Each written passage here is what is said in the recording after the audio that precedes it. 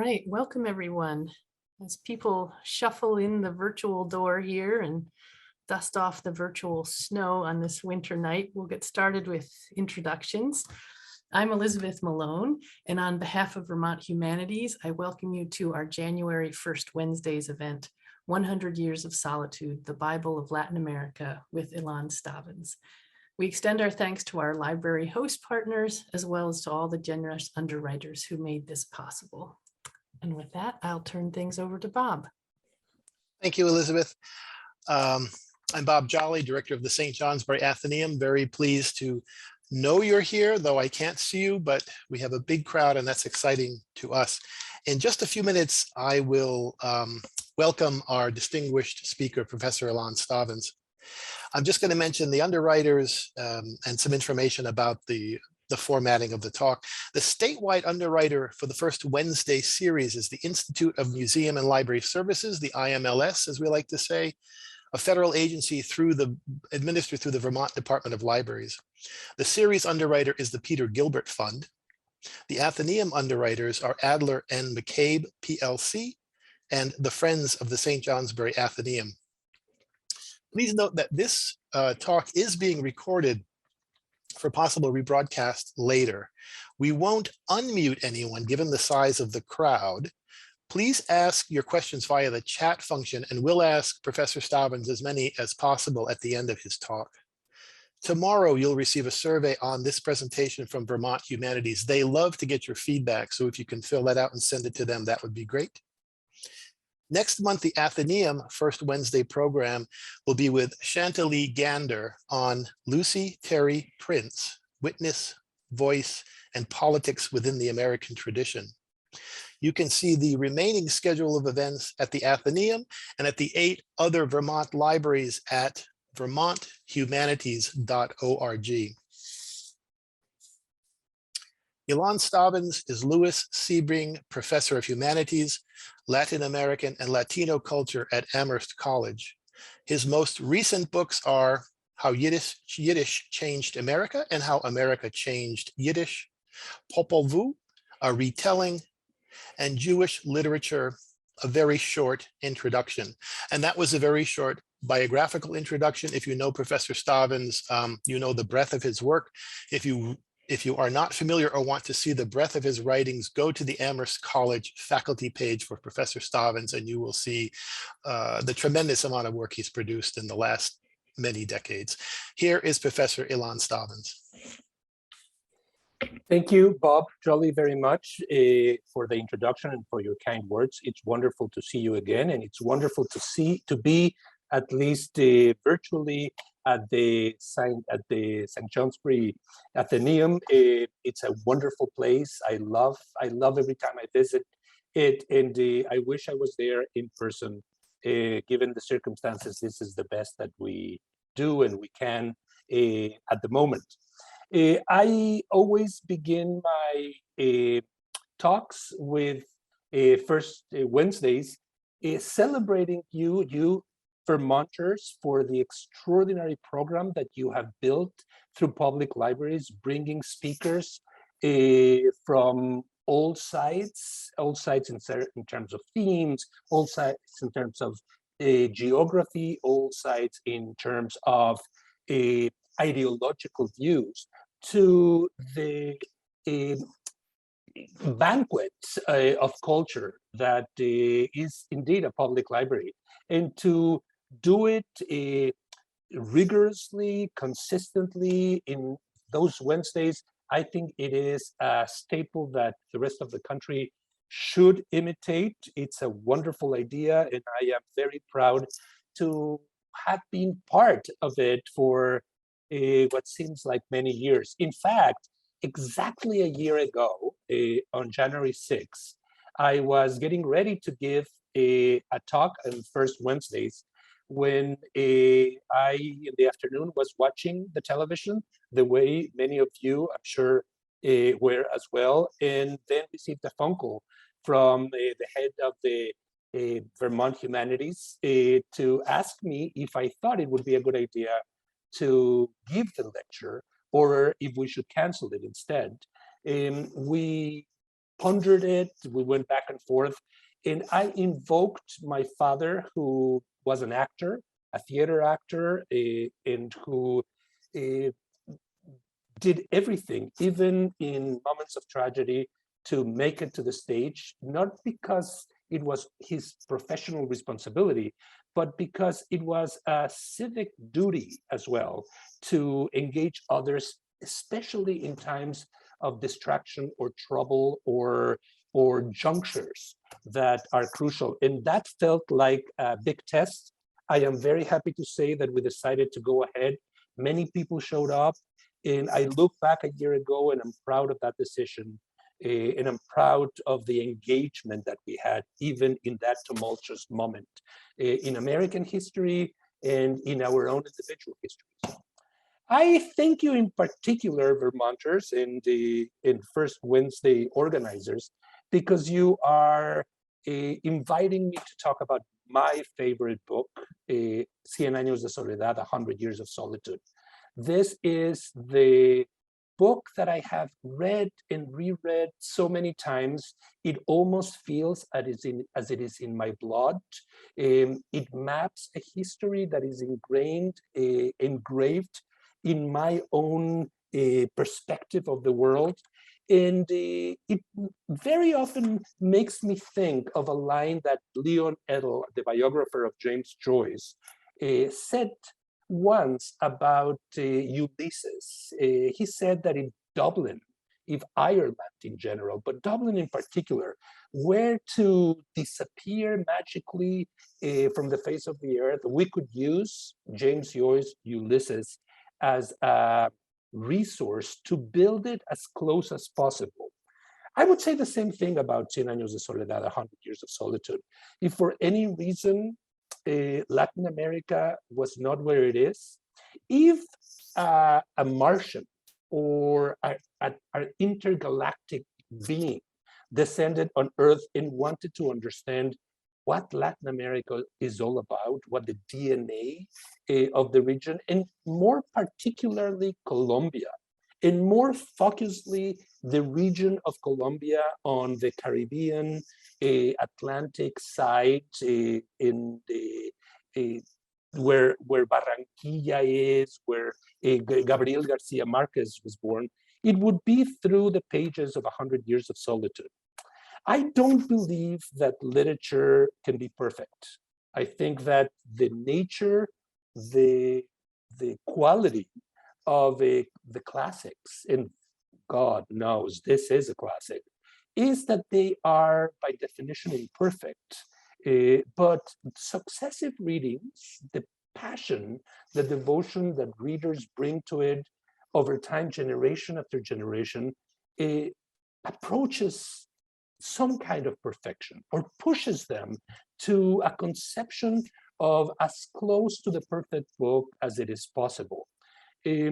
There are parts of 100 Años de Soledad, of 100 Years of Solitude, that when I was young, I didn't like.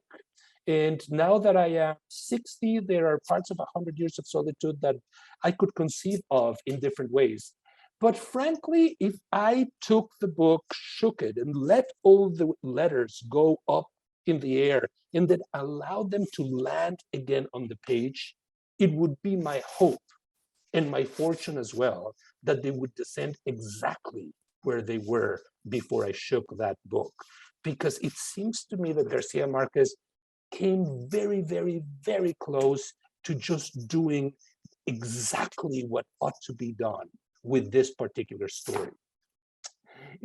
I talked about classics, and one definition of a classic is a book that becomes your friend throughout life, no matter what kinds of trials and tribulations you go through. In 100 Years of Solitude, for many of us readers in Latin America and for readers all over the world, is that kind of friend. Is a book that you read at a certain point, as I mentioned just a few minutes ago, and you discovered an aspect of that florid, magical, at times incongruent world, and then you put it aside, you wait, and then you return to it, you rediscovered it, and then you really find out who the person who the person was that first read it, who you were when you first read it, and how much you have changed. That's what a friend does. It allows you to see the mileage that you have had together. And this book allows me to see that, allows me to see how I have grown older, how I see things differently, but the book is always there. Another definition of a classic is a book that is patient, a book that waits. And I have many, many friends and students and colleagues and acquaintances and strangers that come to me and say, wow, I couldn't go beyond the first chapter, the first of 20 chapters. There are so many Buendias. This is the central family that the genealogy which the whole story is built around, that I got confused. And my impression is that the book, a classic in general, and 100 Years of Solitude in particular, chooses its own readers. It's patient, and it will kind of weed out those that are not ready to go beyond what really, in the end, is just a minor obstacle that mimics the way Latin Americans, we, originally from Mexico, often call ourselves. We have two last names. We are named after our father or after our another forebear, and then the names repeat themselves. And if you look at that repetition, you could think that there's some confusion, but the families never confuse anybody. And you come to that realization just as you reach chapter 2 or chapter 3. So it's a book that allows certain readers to disappear, and the readers that are passionate, the readers that are committed, the readers that are in for the ride will get that ride fully in a transformative way. Mark Twain once said, yet another definition of a classic, that a book that comes to that stature to become a classic is a book that everybody knows, but nobody reads. And I think 100 Years of Solitude is also a good example of that. I know many people that can tell you a few things about 100 Years of Solitude, sometimes borrowed from some misinformation that appears on Google or on the Wikipedia, but not the full extent of the narrative, because the narrative is baroque, it's labyrinthine, and it will test your spirit. And yet they feel they have a certain acquaintance with it. They feel as if it was a kind of home for them. And that is the beauty of the classic in Mark Twain's definition, and in the other ones that I was mentioning. The classic finally is a home to which you return. And the home is really the major theme of 100 Years of Solitude, La Casa. There's a difference between a house and a home, and there are different degrees of zooming in or understanding the major themes. And those are that there's a mythical town that García Márquez invents, fantasizes, in that Caribbean coast, in that Atlantic coast of Colombia, and it's called Macondo. Within that, there is a family in Macondo that is one of the founders of the town, and that's the Buendia family. And within the Buendia family, there are a bunch of individuals. You can count them with your two hands that become the protagonists, but there are a few others, or more than a few others, that become the galaxy of the satellites that populate that house, that home, the Buendia home, and the Macondo place, and then the whole region. Let me tell you the mythical story of how 100 years came to be. For starters, it was not called 100 Years of Solitude until the very end, while García Márquez, a young journalist from that region in Colombia, born in 1927, the first of 10 children whose parents left the family. The father was working in the telegraph company and would go from one place to another, and the mother would often follow him. So the kids would stay with the grandmothers and with the great aunts, and Garcia Marquez says that it was the influence of those aunts and of that grandmother, the storytelling of many of them, particularly of the grandmother, that enabled him to see the world not only for what it is, but the stories that come and animate the objects around them, the river, a tree, a rock, a house, a firing squad. Garcia Marquez started as a journalist. He, from a very early stage, was an avid reader, and he knew that being a writer would probably not give him a sustenance to support his family, and he went into law school. In part because it was a pact that he had with his parents, that he would have a profession that would enable him to have a family and to support others, including the parents. But something dramatic happened in Colombia when he was in law school. There is what it's called El Bogotazo, a presidential candidate was killed, Eliezer Gaitan. There was a national strike, and there was a state of emergency that was declared. And as a result, the university closed its doors. Garcia Marquez didn't have where to go. This wasn't in the town that he had been raised, and he had to sleep in parks, sometimes with friends that were prostitutes or were bartenders or were people performing menial jobs. And he claimed that it was at that moment that he really discovered the side of Colombia that, that had shaped him, and began to feel that he wanted to tell stories, and became a journalist, started to write for various dailies and weeklies in Barranquilla, in Cartagena, all cities in those sides, in that side of Colombia. Colombia really is divided into the west side and the east side, and that is, on the east side is where he came of age. And it was through the reporting that he did for various newspapers, sometimes having come the addition to a moment where there were pages that needed to be filled, and there was not enough news that had been ready to put in there, that he would sit for half an hour and concoct a story, concoct a review of a book that he might have read before, or he would invent the book, or tell a story of some sort in order to fill out those pages that were there. And that, the adrenaline, pushed him to imagine many stories, and also to begin telling the stories that were connected with his neck of the wood. Eventually, he wrote a series on a sailor that was part of a boat, a ship that sank and was bringing contraband from Alabama to Colombia.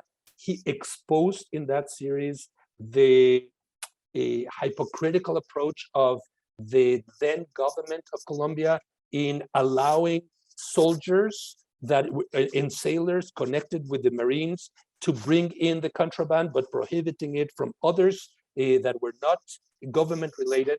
And as a result, Garcia Marquez was forced to leave his country.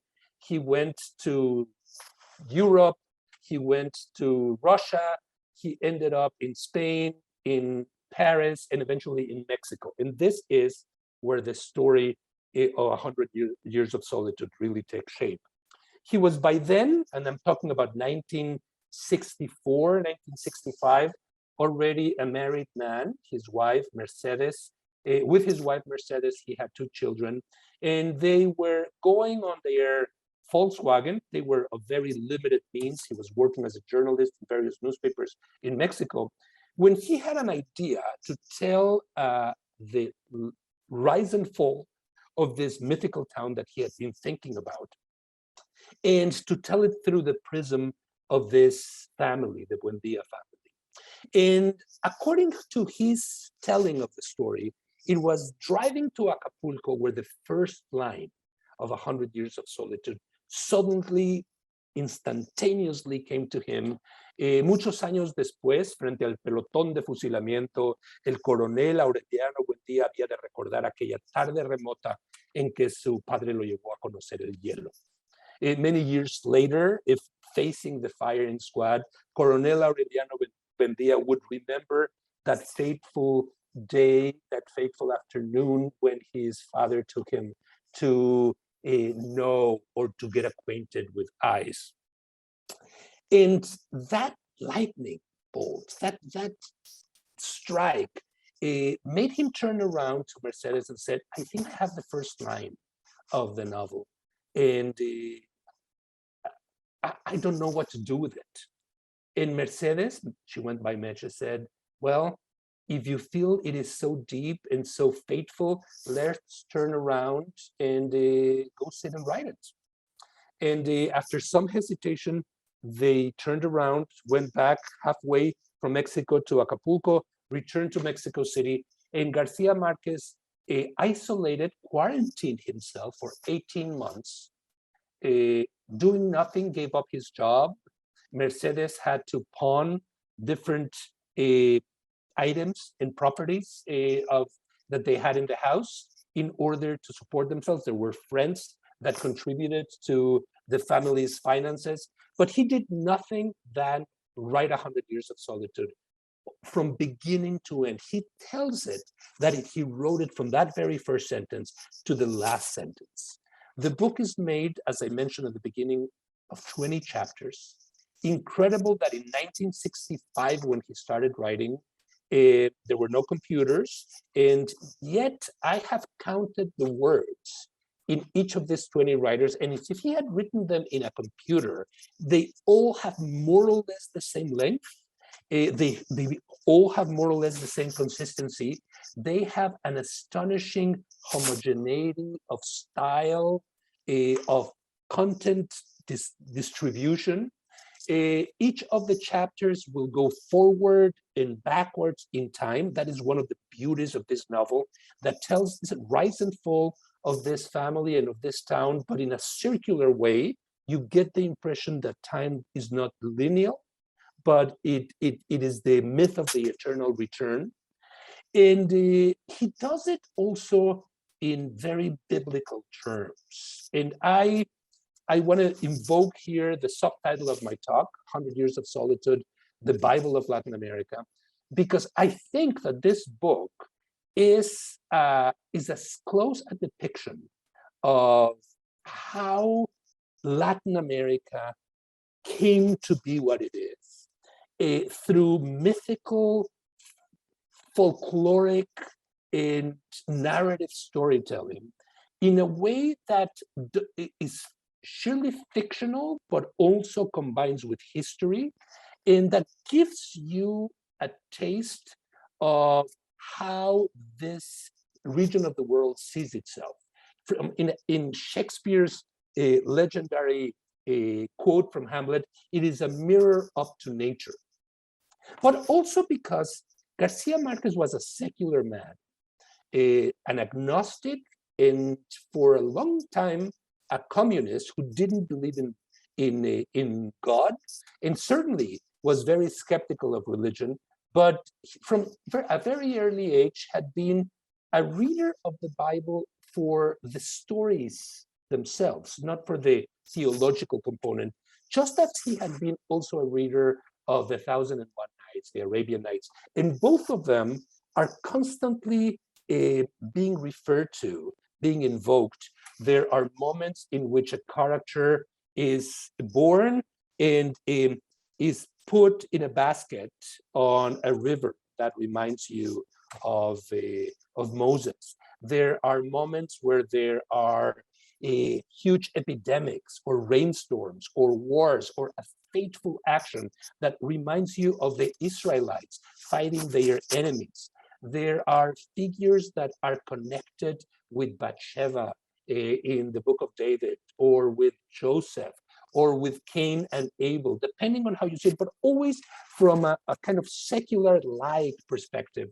And the most important quality, the most important twist is that García Márquez creates a style that has come to be known, frankly, dear friends, in a kind of uncomfortable way as a magical realism. In Spanish, the term magical realism actually comes from another term, lo real maravilloso, which translates as that which is real and magical. It was coined by a Cuban writer, Alejo Carpentier, after a trip to Haiti at the end of the 1940s. Alejo Carpentier having been really close to the surrealists in France, André Breton, Tristan Tzara, and others, and having gone to Haiti and having written a piece where he said that the surrealists are trying to do something that Latin Americans already know, and that is that there is no clear division between dreams and reality.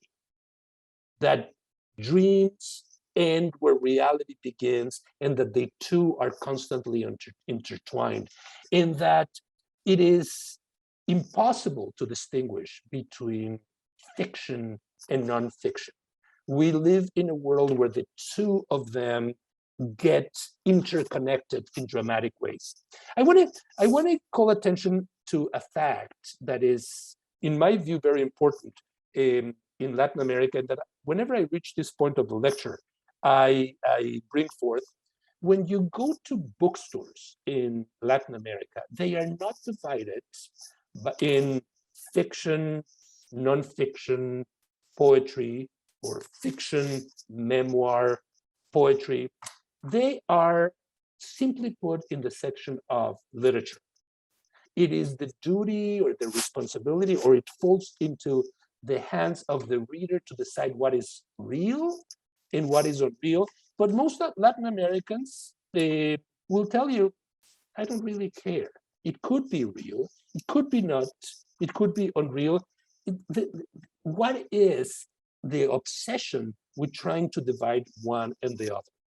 There are various moments in 100 Years of Solitude where there are incidents that appear to be absolutely magical, biblical in nature, because they are supernatural. For instance, there's a character that is always followed by yellow butterflies. Even when he dies, he is buried, and yellow butterflies just keep on pullulating around the grave.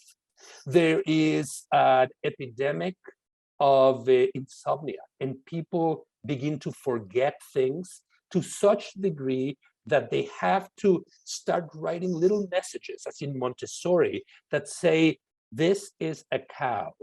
A cow gives milk. You have to milk it every morning. Otherwise, they wouldn't remember. Because of the insomnia that they suffer, they have been pushed to oblivion, to forgetfulness. And there are other moments in which a girl, Remedios la Bella, Remedios the Beautiful, is said to be so beautiful that ascends to heaven one day with blankets or with a dress that just in an angelic way circulates around her or covers her. And García Márquez was repeatedly asked if all this was a figment of this imagination. How could he come up with such beautiful imagery? And he insisted on saying, none of this is invented. When I was little in Aracataca, my hometown, there was an epidemic of insomnia, and there was a person in Aracataca that was always followed by yellow butterflies. And one of our acquaintances just raced one day and disappeared in heaven. I don't think he was pulling anybody's leg. I think what he was doing is stating something that is very clear in Latin America, that that division between our fantasy life and the life of the quotidian, the life of routine, are not as clearly delineated. And that is one of the greatest contributions of 100 Years of Solitude, the fact that it feels like an absolutely realistic novel, but when you delve into it closely, you realize that it is full of imaginary aspects that make life much more livable, much more attractive. It's also, dear friends, a book about politics, about the politics of Latin America in the 20th century. It is a book defined by war, vicious, tragic, bloody, that divides the town of Macondo into two sides, the liberals and the conservative, in the more conservative ones. And as it happens, as it used to happen in the United States, at one point the liberals become conservative and the conservatives become liberals. The party of Lincoln becomes a party that wouldn't recognize Lincoln anymore in the United States. And in Latin America, that's a frequent formula. And Garcia Marquez uses the novel to poke fun, to satirize the entrenched ideological views of many politicians and many average individuals who start when young in one ideological stand, in one political view, and then shift in their lives, and then they don't even recognize that they have shifted so dramatically. Garcia Marquez particularly bases this on the story of Coronel Aureliano Buendía, arguably the central character of the novel, one that you both love and hate, because he at one point is a freedom fighter, and in another point, he is a tyrant, very much what you see today in Nicaragua, or what you saw in Bolivia, or what you saw in other places of Latin America, Cuba, Mexico, Argentina. And there is yet one more element that is worth calling attention to. Garcia Marquez has enviable humor in his prose. He has the capacity to make all these characters stern, severe, very serious in many ways, but he loves them as the narrator, and he also pokes fun at them. The way that the characters also poke fun at the author. And here, let me make a very brief interlude to tell you about the other great book in the Spanish language. I am very proud to be a Spanish speaker, a native Spanish speaker, for many reasons, but mainly for two. Spanish language is the language of 100 Years of Solitude, and I can read this book in the original.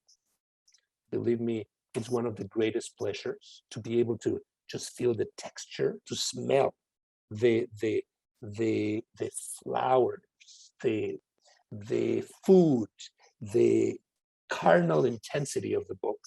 And also the other great book is Don Quixote, Cervantes' masterpiece, Don Quixote of La Mancha. They are written approximately 450 years apart from one another. 100 Years was published, Don Quixote was published in two parts, 1605, the first one, 1615, the second one, in Cervantes died in 1616, the same year that Shakespeare died. And it's a book, it is often said that, that in the Spanish-speaking world, we're all children of Cervantes. Cervantes brought in for the very first time the unreliable narrator. That from the very first line, en un lugar de La Mancha de cuyo nombre no quiero recordarme, in a place of La Mancha of which name I don't want to remember or acordarme, meaning the narrator is going to be playful and ludicrous in many ways. It's going to pull our legs time and time again.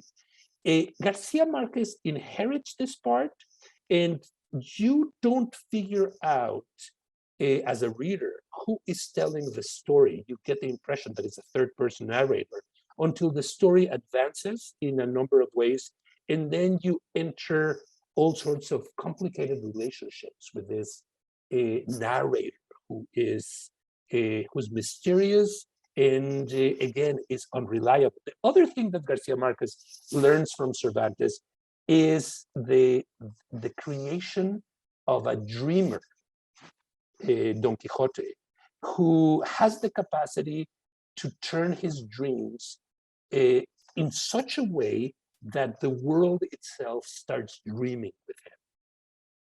At the end of a Don Quixote, everybody wants to be like Don Quixote. Everybody wants to become a knight errant, to go and fight the evil guys and to bring justice and equality to the world. And in 100 Years of Solitude, there are a number of characters that are dreamers, that want to change the world, and that do so in a way that reminds you very much of that quixotic twist that Cervantes gave us all in Latin America. There's also the division, friends, between the male characters and the female characters. And it is the male characters that often leave the house, leave the Buendia family, leave Macondo and travel the world, only to come back and realize that that's where they belong. And the women who stay in the house, who run the house, and who carry the wisdom of the family, of the town, of the region from one generation to the next. After García Márquez was writing day in and day out, in the mornings, he would go at night and tell Mercedes what was happening to the various characters. And she would be following the story as he was writing it in a way that she said later, it was like a soap opera, like a telenovela. And she remembered especially one moment in which he came up and started crying inconsolably and told her that Coronel Aureliano Buendía had died and that he had wanted him to live more, but that it was beyond his control. And aside from whatever interpretations we want to give to that particular anecdote, I think one beautiful aspect that results out of it is that at some point in a great book, it is not the author who's controlling the characters, it is the characters who are controlling the author. And maybe it is the characters who are controlling the reader. This is the type of book that you finish and you get the impression that now you've put it away back in your library, and now Remedios La Bella is sitting next to you. Or Coronel Aureliano Buendía is on the other side of the door or of the window, coming to tell you something. It has that capacity to bridge from what you think it's real to what you think it's imaginary. And I think that is a great talent. When García Márquez finished the manuscript, he felt that his world was all wrapped up. And he did something, and I'm coming here to the end of my talk, and we'll open it to questions I hope you have, or comments. Many of you have read the book, and I'm sure you want to share some of your opinions of it. He did something that God, I think of as rather foolish. He had gotten one of his friends, Julio Cortázar, to an Argentine, very important writer as well, the author of Rayuela, to recommend an Argentine publisher. And he put the manuscript in the mail. This is not the American mail. This is the Mexican, Latin American mail, in which we often call a dark hole. Things just disappeared. And I think to myself, what would have happened if the manuscript had vanished into thin air? What if we didn't have 100 Years of Solitude? And frankly, friends, for me, it would be easier to understand Latin America without one of the Caribbean islands, maybe, or maybe without the color pink, than without 100 Years of Solitude. So integral to its reality, to my reality, to the way the world has been shaped. It is that it has breached the borders. And Salman Rushdie is very influenced by Midnight Children, by 100 Years of Solitude. Toni Morrison paid her debts to 100 Years of Solitude. Palestinian writers, French writers, Egyptian writers. The style of García Márquez of telling a genealogical story in such magisterial way, mixing reality and fiction, became ubiquitous almost to the point of caricature. There were many that were just imitating him. He won the Nobel Prize for this book. He won the Nobel Prize for his oeuvre in general, but the Nobel Committee in Stockholm singled out this book in particular, saying it was the one that they considered his most important. He went on to write many other important books, Love in the Time of Cholera, for instance, or Chronicle of a Death Foretold, or The General in His Labyrinth. Many other wonderful books, but that's how I would describe them. Many other wonderful books. This is the book. This is the one he was fated to write, and we were fated to read. It's a book that that in many ways successive Latin American writers have reacted against. Many younger writers have said that foreigners just expect Latin American writers to write another 100 Years of Solitude, and that they are tired of rainstorms of butterflies and epidemics that sweep away a country, and they have tried to go in different directions. Some of them have done wonderfully in those other directions, and some end up coming back. I would like to conclude this by telling you that 100 Years of Solitude, I have never done an actual poll, but I assume that maybe 1 out of every 20 readers in the world read 100 Years of Solitude in translation. They read it in English, they read it in French, they read it in Portuguese. And those of us who are born into the Spanish language read it in Spanish. But this is an opportunity for me to talk a bit about the English translation. The English translation by Gregory Rabassa that was published 4 years after 100 Years of Solitude. 100 Years of Solitude was published in 1967, and the Rabassa's was published in 1970, really 1971, is an astonishing translation. And García Márquez, whose knowledge of English was limited, when the translation came out, said that he believed that the translation was better than the original. He was being playful, but having read often both of them, I don't think he is too far from the truth. I prefer reading the Spanish original, but the English translation is superb, really superb. There has been criticism of that translation, and rightly so, just as there has been criticism of the original. But there's nothing that is human that doesn't deserve some sort of criticism, and yet it's incredibly vivid, and it has one. Gregory Rabassa was a friend of mine, and he told me something that I find striking.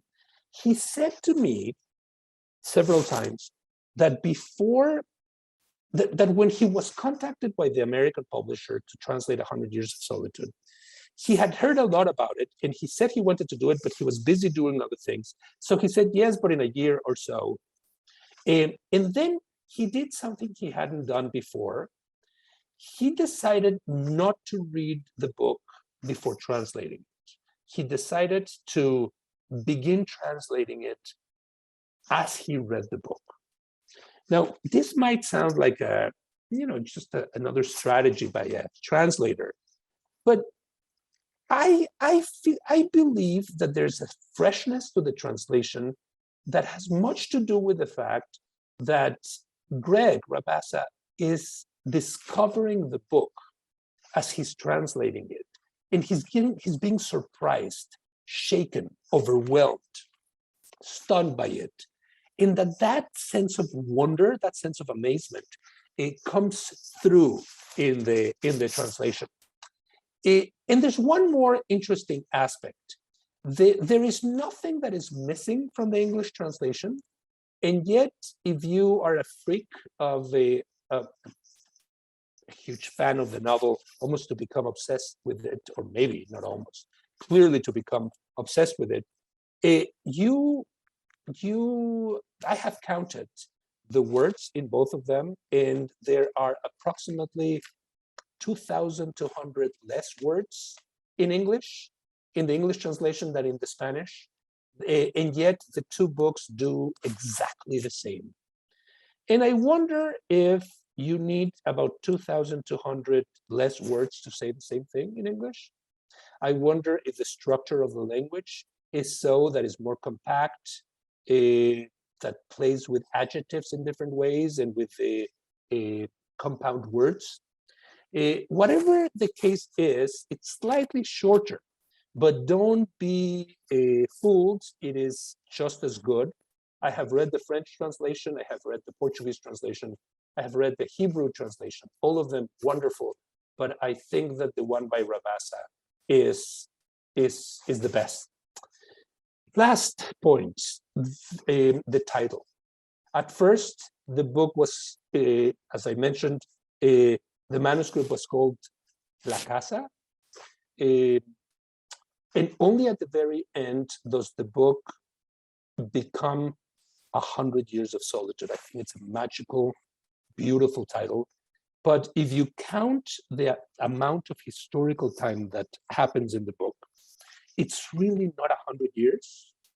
The book doesn't ever give you dates, but you more or less can count what's happening by references that he gives to the invention of the telegraph, the arrival of a new car, etc.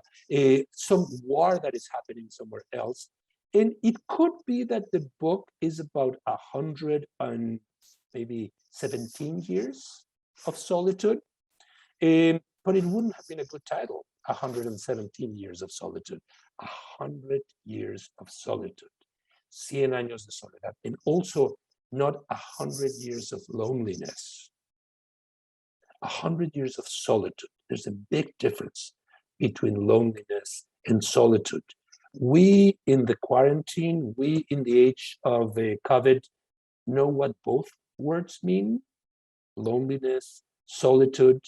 And I think that the novel is a beautiful description and definition of what solitude is, not only individual and family-wise, but of an entire region of the world that is trapped, happily so, in that condition, being in that solitude. Thank you very much. Wow, Ilan, thank you so much for this deep exploration of the craft and imagery of this amazing novel. You have, not surprisingly, inspired some really insightful questions. Let's see, I'll start with Cynthia, who asks, can you talk about the language of the novel? Is it magical, subreal, or just Latino-Americana? Cynthia, very good, beautifully phrased question. I think the language, I don't know if I'm going to disappoint you. The language of the novel is neutral Latin American Spanish. Maybe García Márquez had by then lived too many years away from his country and in other countries like Spain, in other non-Spanish speaking countries. What you have in the book is an incredibly versatile writer that uses a very florid, all-encompassing language, but he doesn't abuse Colombianisms or Mexicanisms or Argentinisms. He is writing in a neutral Spanish that could be understood by somebody in Bogota, in Buenos Aires, in Mexico City, in Havana, a neutral but not mediocre or colorless. Neutral as in full of influences from different parts. Neutral as in biblical English, King James English, a language that you feel, that vibrates in front of you. In just as in the case of King James English, there are twists of sentences that when you go around in Latin America and say something, they will tell you, chapter 7. That's exactly when Ursula does this, right? It comes from 100 Years of Solitude. It has become a kind of a GPS or, I don't know, a playbook on how we live our lives. The novel that mimicked the life of Latin Americans now tells us in many ways how to live our own lives. All right. Mark asks, he's talking a little bit about when he first read the book in 1970 while in the Peace Corps in El Salvador. And he is wondering, it was banned at the time because of the similarity to La Matanza, where the Salvadoran army was massacring Indios. But his question is, the book still banned in certain countries in Latin America? The book is so big that it's no longer banned in Latin America, but it was banned, as Mark, you were saying, particularly because of an episode, a strike that takes place in chapter 12, where the army, in cahoots with a corporation, with the United Food Company, comes in and massacres a large number of people whose bodies are then dumped into a train and disappeared. And two things have resulted of this episode. On the one hand, the censorship that the book has suffered from various governments in different periods. And the second is that García Márquez has also been criticized for inflating the number of victims connected with a strike which inspired him to write that Matanza. It could have been 250 or 500, but he puts the number very high. And some historians have said that that is, well, maybe in the age of Trump, a way of misinforming the audience. On the other hand, this is a novel. He's not writing history, and he can do whatever he wants. He's imagining the story in his own way. The books that have been banned, Mark, in Latin America, one of my books recently was banned in Texas. And I have to confess to have both felt dismay and honor. I don't know if the Republican representative actually read it. I'm hoping that he did.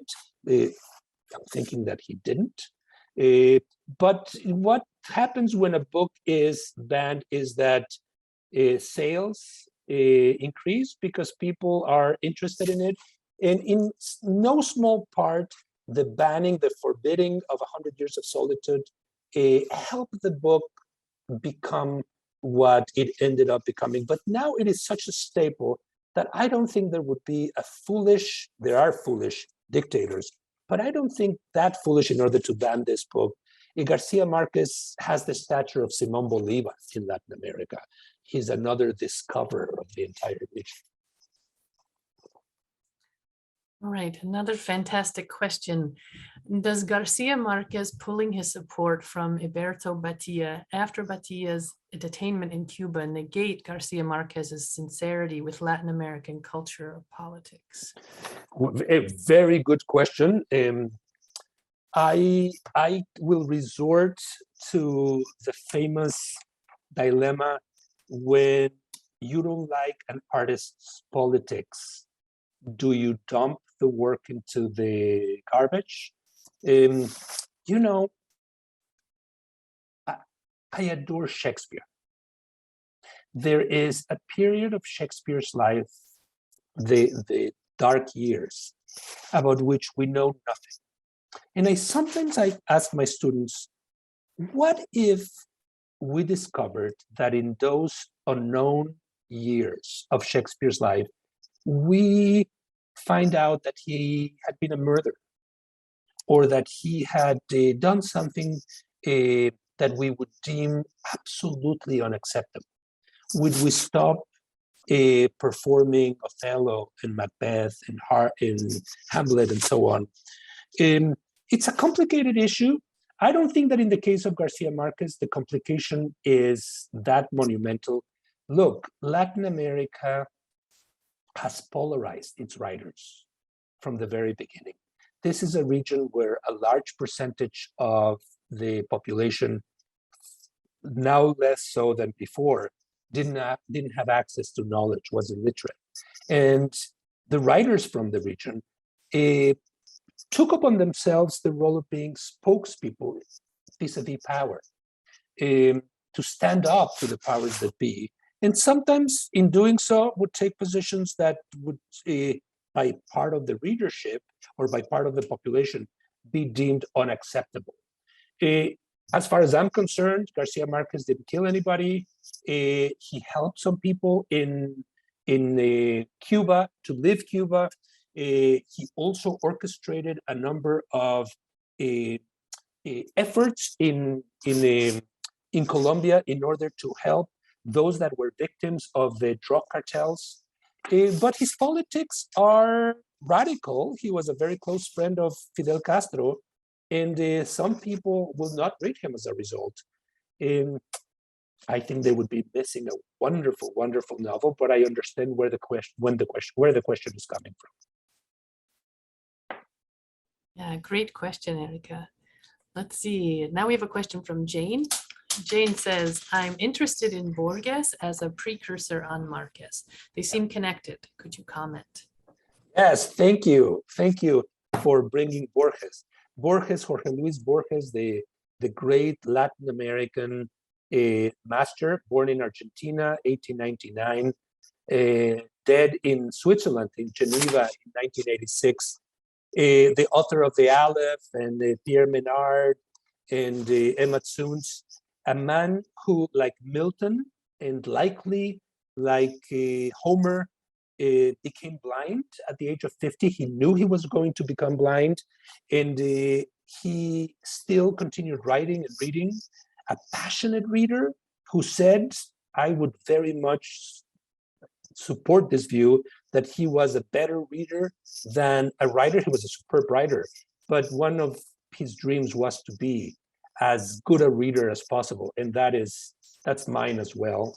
Very much influenced the next generations.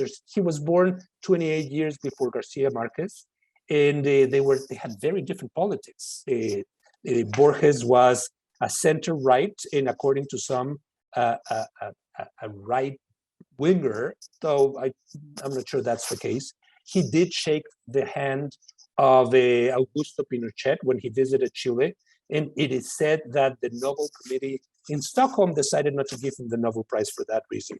Garcia Marquez shook the hand of Fidel Castro many times and got the Nobel Prize in part because of that, because the Nobel Committee likes certain types of writers. There are moments in 100 Years of Solitude where you can feel the presence of Borges. There are certain characters that do certain things that are very Borgesian as in labyrinths, as in the invitation to contemplate literature as an exploration of the infinite. And maybe the biggest tribute I could pay to 100 Years of Solitude is that it is it's a labyrinth that you can navigate. And I think that is what Borges taught us to do, to see labyrinths as not as places of confusion, but as places of enlightenment, and that life itself is a labyrinth. I think Garcia Marquez would support that view. Great. Yeah, and from Labyrinth, a lot of people are excited about the magical realism element. So I've got a couple questions here. One from Lisa. She asks, how is magical realism related to myth as a literary genre? Yeah, Lisa, I think magical realism and myth might well be the same. I think that when you read portions of the Iliad or the Odyssey, or when you read the Popol Vuh, the Mayan Book of Origins, there is a lot of magical realism in it. I recently published a retelling of the Popol Vuh, and it is, in a section of it, the story of a pair of twins that battle the lords of Xibalba, the lords of the underworld, in a number of different, very shrewd ways, but at different moments, things happen to them. For instance, they get decapitated, and then their heads come back. Mythical, magical realist. I think the two really come together. I think that what García Márquez does in 100 Years of Solitude is that he brings us back to myth. That aspect that contemporary literature in the 19th century, in the 20th century, had run away from because it was obsessed with realism, wanted to reproduce the world as it is. And I think that he wanted to get closer to archetypes, prototypes, and maybe in doing so, certain stereotypes that can be mythical. I think that they are siblings, and there's a lot in 100 Years of Solitude that can feel like myth. And then the novel itself is almost mythical in stature, in the way that people relate to it. Well, there are wonderful reflections coming in from people about their experience reading the book and in reaction to tonight. So thank you all for your comments. I've got another question from Lynn. So Lynn asks, it seems to me that as the novel progresses, it becomes increasingly dark, more intensely despairing, violent, strange. This darkness perseveres to the end, if I remember. Do you agree with this impression of increasing despair? If so, can you talk about it? Maybe there is a resonance with Latin American culture? Isn't that in a resonance with life itself and with American culture too? Don't things look more despair? Maybe you have to have a certain age, right? I'm 60. I am an immigrant. I love this country. Things look desperate in ways that didn't look to me when I first arrived here. Probably you're right. I think there are portions, certainly I don't want to give it up because there might be people in the audience who have not been initiated into the Buendia family. The novel becomes darker. It maybe becomes more mythical. It maybe also becomes harder to distinguish what is actually happening and what is being imagined. But I would say that that's a feature of life itself. Often I long for that childhood view of things where they could be menacing, but there was the capacity to close your eyes and then think anew and be happy because you were distracted by something else. I wonder, I don't know if this is going to satisfy you, but I wonder if literature teaches us how to live, helps us to live. And if it does it have the duty to make us happier? Or does it have the duty to make us what? To see clearer how things work? Or maybe to see less clear, to distract ourselves, to escape, to go somewhere else? Because this can be a frigid, cold, and cruel place. I'm not sure. I'm a teacher of literature. I like to think that in teaching literature to my students, I'm not only teaching them stories, but I'm teaching them how people live their lives and how that is passed on through storytelling. The world goes through cycles the way 100 Years of Solitude does too. There are moments of light and lightness as well. And there are moments that are dark and of darkness. One of the things that the novel does is that it reminds us that time is always moving, but that every part of the world has a different conception of time. That's one of the parts that appeals me the most. I think in Latin America, we don't believe that time is linear. I think it's circular. Maybe the past, the present, and the future are simultaneous. Right now, my own version, the version of myself as a child is existing in a parallel universe, and the one of me that is going to be close to death is also appearing in another universe. We see those things in Latin America in ways that can not be frightening, but also can push you to despair. And I think that this novel shows you, if you allow yourself to see, other ways of perceiving the universe. Such great depth. I have another question if you'll give us a little more time. Sure. All right. Fred is asking, how did Colombians initially receive the book? And did they recognize themselves? Beautiful question, Fred. In order to answer this question, I want to go back to a novella that García Márquez published before this one, and that if you haven't read it, I invite you to read it. You'll read it in half an hour or an hour. It's called No One Writes the Coronel, or El Coronel no tiene quien le escriba. It's the story of a friend of, or an acquaintance of Coronel Aureliano Buendía, that appears in 100 Years of Solitude, a military man who is waiting for his pension to come, and it never comes. And that's the whole story. He just waits for the pension to come, the check to come, and every week they have to pawn.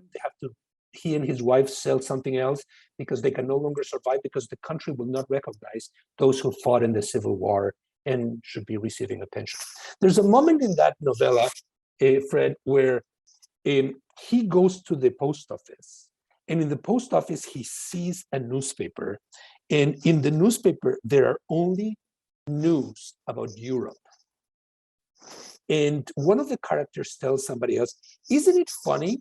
In these parts of the world, we read about Europe.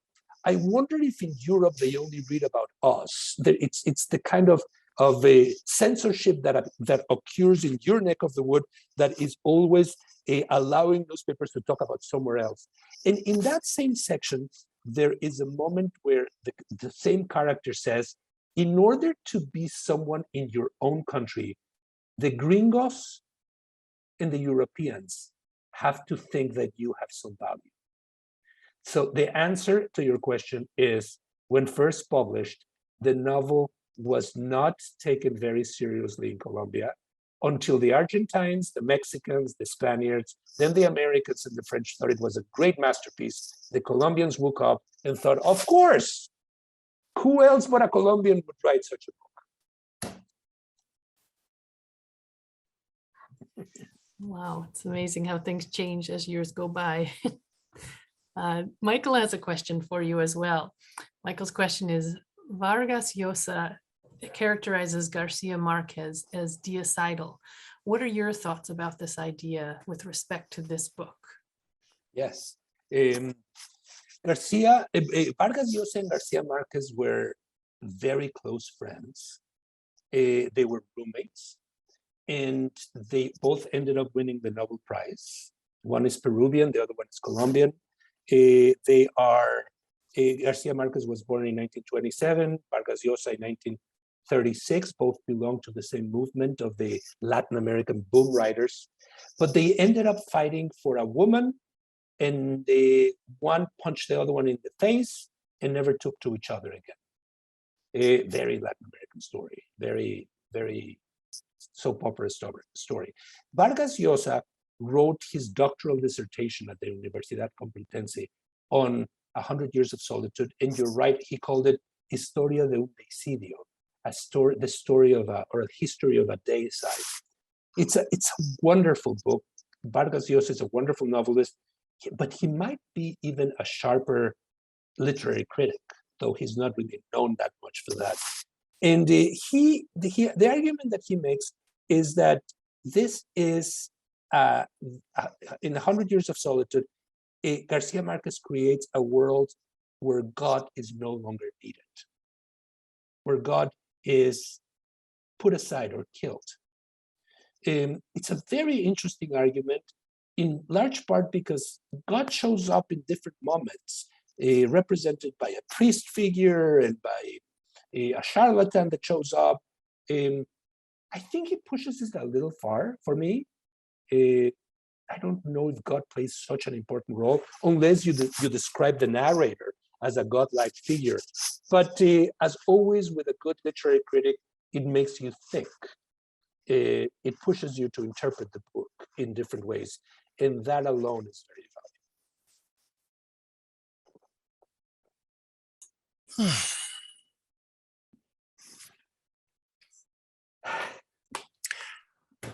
I just let out a giant exhalation myself, and I don't want it to end, and it's a little after 8, and you may even be teaching tomorrow. So Ilan, Professor Stavans, thank you for sharing your wisdom so generously with us. That's how it's always felt when I've heard you, that I end feeling tremendously informed, but a lot of goodness and gratitude. So I appreciate very much. It's a pleasure and an honor to be back with you, and I hope that it will be in person next time.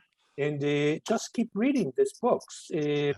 Whatever interpretation you get from them, it's a very rewarding experience. thanks to everyone who attended, who had such great questions and comments. Elizabeth, is the chat recorded so that if somebody can see this, they could see some of the comments as well? Yes, that's my understanding. It Yep. will accompany the recording. Okay. And Elizabeth, thank you. It was great to work with you. At this time, we're going to do that funny thing. The three of us are going to say goodbye to each other because we can see each other, and to all of you there, thank you for coming. Again, Professor Stavans, thank you so much. Thank you all. Be well and keep healthy. Good night. Bye-bye.